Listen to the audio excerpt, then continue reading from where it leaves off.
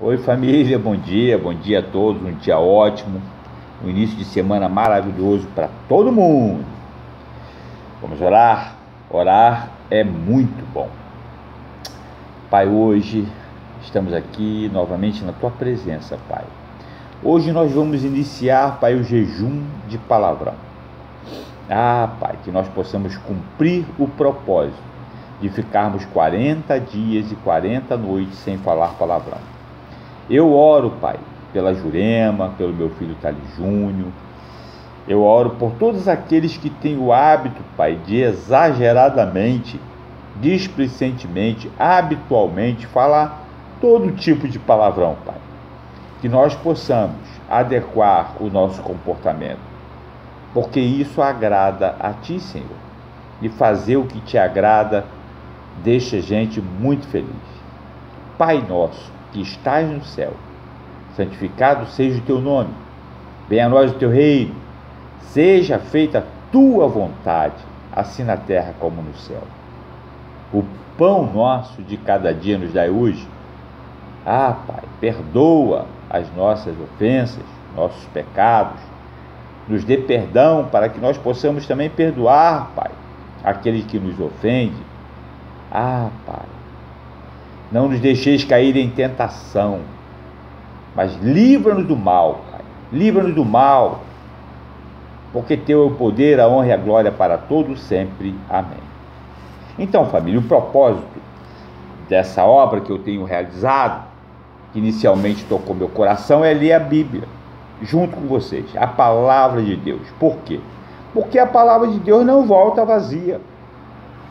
A leitura da palavra, ela produz um efeito na gente muito interessante. E à medida que nós vamos lendo, relendo, Deus vai falando, porque Ele prometeu que Ele próprio nos ensinaria. Existem promessas de Deus que são para nós, promessas que são para as nações, tem promessas que são para uma pessoa específica, né? Como a promessa para Abraão, a promessa que foi feita para Agar, mãe de Ismael. Tem promessas que são para mim, especificamente, promessa para você e para todos nós. E o propósito da nossa existência, para mim, é que nós possamos refletir a glória de Deus. E a glória de Deus é Jesus. Que nós possamos refletir Jesus na nossa vida. Que as pessoas possam olhar para nós e ver Jesus. Eu iniciei lendo João, né? João foi um discípulo que andou com Jesus, tocou em Jesus, viu, contemplou, ouviu, aprendeu diretamente de Jesus. Depois li as cartas que João escreveu, onde ele falava das coisas que já estavam acontecendo dentro da igreja, que eram contrários ao que Cristo tinha ensinado.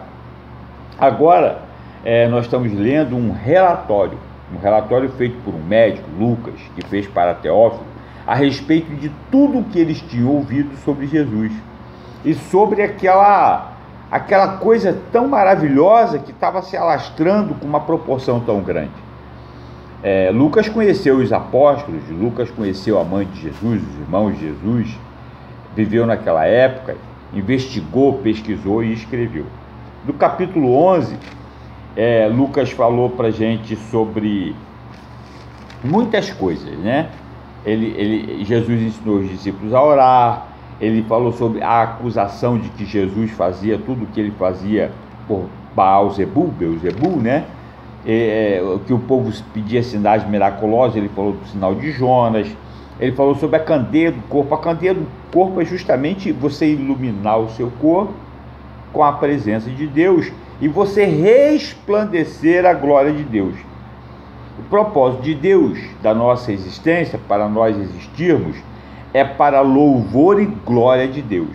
Esse é o propósito da nossa existência, né? Para que nós possamos resplandecer a glória de Deus na nossa vida. Agora, no capítulo 12, Jesus faz algumas advertências que eu quero compartilhar com vocês. Ele faz uma advertência para tomar cuidado com o fermento dos fariseus. E que fermento é esse? É a hipocrisia. Hipócrates são máscaras, né, que as pessoas usam para representar uma aparência.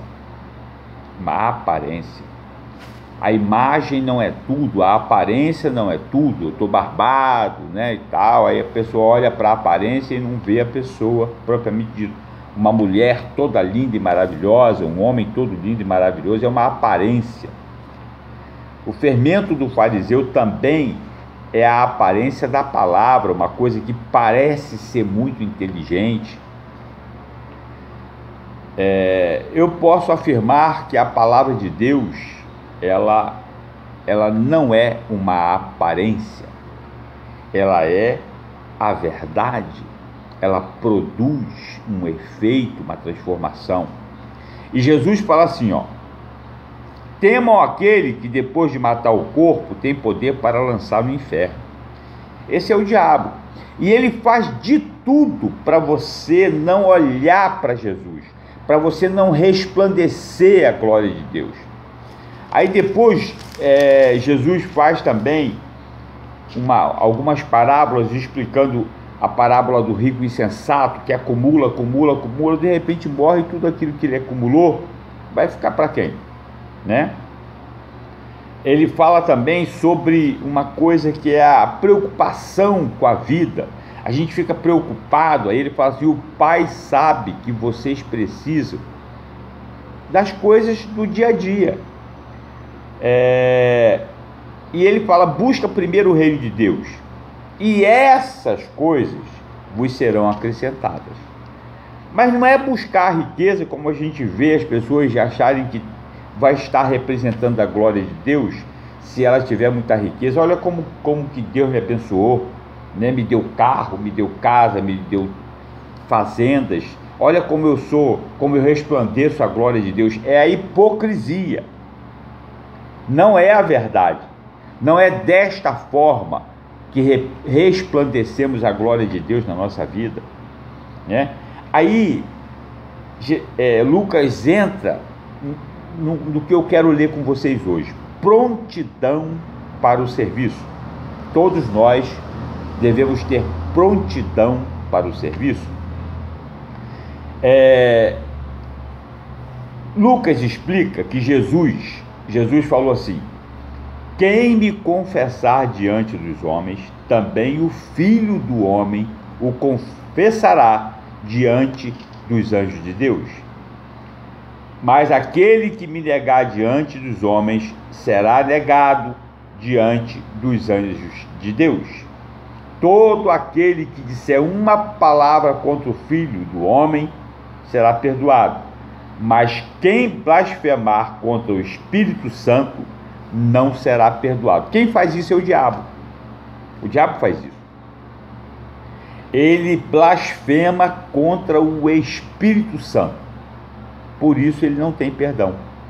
O diabo não tem perdão por causa disso, porque ele blasfema contra o Espírito Santo e faz com que você e eu façamos a mesma coisa. Então, ele entra aqui agora na questão da prontidão para o serviço. Vamos ler. Estejam prontos para servir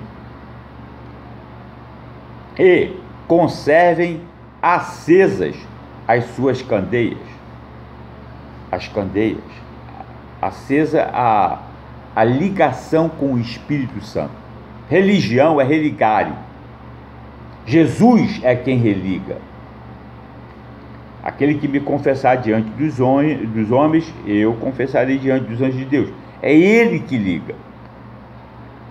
Como aquele estejam prontos para servir e conservem acesas as suas candeias, como aqueles que esperam seu Senhor voltar de um banquete de casamento, para que quando ele chegar e bater, possam abrir-lhe a porta imediatamente. Felizes os servos, cujo Senhor os encontrar vigiando quando voltar. Esse é o meu desejo, que Jesus me encontre assim, orando, clamando, louvando, salmodiando, pronto, atento, para quando ele voltar eu estiver vigilante. Eu lhes afirmo, Jesus falando, né? Que ele se vestirá para servir, fará que se recline à mesa e virá servi-los. Mesmo que ele chegue de noite ou de madrugada, felizes os servos que o Senhor encontrar preparados. Entendam, porém, isto: se o dono da casa soubesse a que hora viria o ladrão, não permitiria que a sua casa fosse arrombada. Estejam também vocês preparados, porque o Filho do Homem virá numa hora em que não esperam. Pedro perguntou: Senhor, estás contando esta parábola para nós ou para todos? Olha a pergunta de Pedro. O Senhor respondeu: quem é, pois, o administrador fiel e sensato? Eu e você hoje. Quem é, pois, o administrador fiel e sensato, a quem seu senhor encarrega dos seus servos, para lhes dar boa porção de alimento no tempo devido? Feliz o servo a quem o seu senhor encontrar fazendo assim quando voltar. Garanto-lhes que ele o encarregará de todos os seus bens. Mas suponham que esse servo diga a si mesmo: pensa se você fizer isso. Pensa só. Mas suponham que esse servo diga a si mesmo: meu senhor se demora a voltar. E então comece a bater nos seus servos e nas servas, a comer e beber e a embriagar-se. O senhor daquele servo virá num dia em que ele não o espera, e numa hora que não sabe, e o punirá severamente, e lhe dará um lugar com os infiéis. Aquele servo que conhece a vontade de seu senhor e não prepara o que ele deseja, nem o realiza, receberá muitos açoites. Mas aquele que não a conhece e pratica coisas merecedoras de castigo, receberá poucos açoites. A quem muito foi dado, muito será exigido, e a quem muito foi confiado, muito mais será pedido. Tem muita gente que não conhece ainda. Mas você, que já ouviu a palavra de Deus, você conhece. Você sabe muito bem. Então, vamos nos santificando. Jesus, o que ele faz? Ele primeiro, ele absolve você de todos os seus pecados. Ele te justifica, liberta você de toda a escravidão, liberta você de toda a culpa, de todo o pecado. Antigamente, quando a pessoa era presa, ela tinha um escrito de culpa, colocava na cela dela: esse cara que está preso por causa disso. Ele tinha um escrito de culpa. Jesus rasga o escrito de culpa. Você não tem mais culpa. Ele abre a cela. Você agora está livre. Está livre. Então, para quê? Para resplandecer a glória de Deus. Olha, eu estava preso, eu tinha um escrito de culpa, Jesus me perdoou. Agora, o que acontece? Jesus fala assim: abandone a prática de pecado. Agora você está livre, agora você está justificado, agora você vai entrar num processo de santificação, para ser santificado. E quanto mais você abandona a sua vida de pecado e passa a andar no caminho que é Jesus, você vai sendo glorificado, você vai resplandecendo a glória de Deus. Aí Lucas escreve aquilo que a gente falou outro dia. Jesus não traz paz, mas divisão. Vim trazer fogo à terra, e como gostaria que já estivesse aceso, mas tenho que passar por um batismo, e como estou angustiado até que ele se realize. Vocês pensam que vim trazer paz à terra? Não, eu lhes digo, ao contrário, vim trazer divisão. De agora em diante haverá 5 numa família, divididos uns contra os outros, 3 contra 2 e 2 contra 3.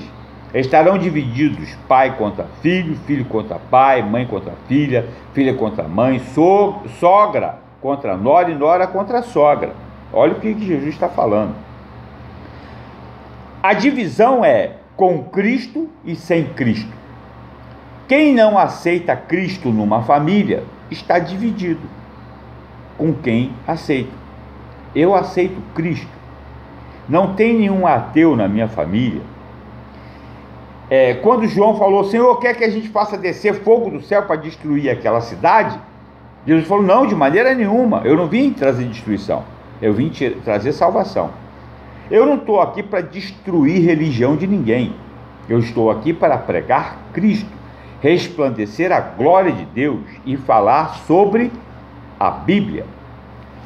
O que Lucas está escrevendo é um relatório. Aí Jesus fala sobre os sinais dos tempos. Ele fala assim, dizia ele à multidão, quando vocês veem uma nuvem se levantando no ocidente, logo dizem, vai chover, e assim acontece.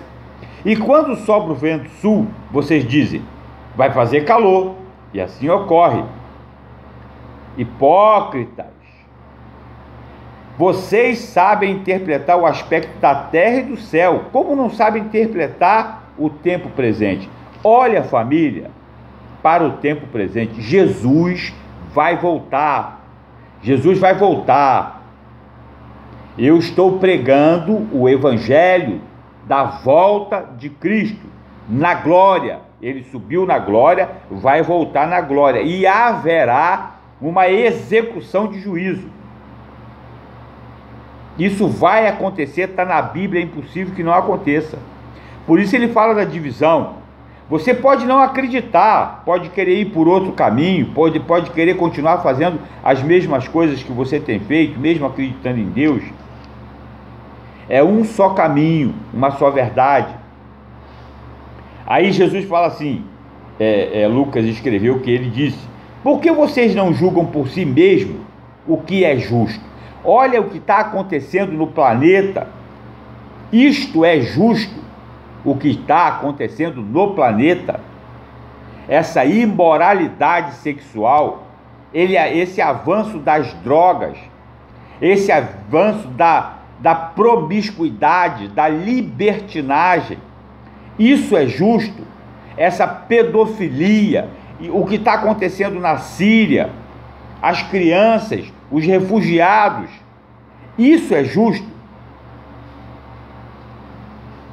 Quando algum de vocês estiver indo com seu adversário para o magistrado, faça tudo para se reconciliar com ele no caminho, para que ele não o arraste ao juiz, o juiz o entregue ao oficial de justiça e o oficial de justiça o jogue na prisão. Eu lhe digo que você não sairá de lá enquanto não pagar o último centavo. Família, um só corpo, uma só alma, um só espírito. Amar a Deus de todo o coração, de toda a alma, de todo o espírito. Só Jesus tem o poder, a autoridade de Deus para salvar. O demônio tem a autoridade até para destruir, mas nós temos que confessar Jesus o tempo todo. Hoje nós iniciamos o jejum de palavrão. Durante todo o dia nós vamos confessar Jesus. Eu não vou falar palavrão porque Jesus é o meu Senhor, porque estou fazendo este jejum para a glória de Deus na minha vida. Por isto não vou falar palavrão. Vamos orar. Pai, está aí, Pai, diante de nós a vida e a morte. Jesus é a vida, Pai. Eu escolho Jesus para a minha vida. que a minha família e todos nós não possamos estar divididos, mas que todos nós possamos resplandecer a glória de Deus, a glória de Cristo na nossa vida. Só Jesus salva. Eu quero ser encontrado, Pai, aqui quando Ele voltar, pregando a Tua palavra, pregando, louvando, adorando, Pai. Eu quero estar sempre vigilante, porque o mundo está aí com os seus sinais, mostrando que a volta de Jesus está perto. Perdoa, Pai, misericórdia, interrompe o juízo, que nós possamos ser santificados e para a Tua glória possamos viver na Tua glória, Pai, para não sermos destruídos e consumidos pelo fogo consumidor. É assim que eu oro e agradeço em nome de Jesus. Amém. Família, um beijo. Deus abençoe. Tenha um dia maravilhoso. Internautas, vocês também fazem parte da minha oração. Que o Senhor esteja presente na família de vocês. Um beijo. Que o Senhor nos abençoe. Amém. Beijo.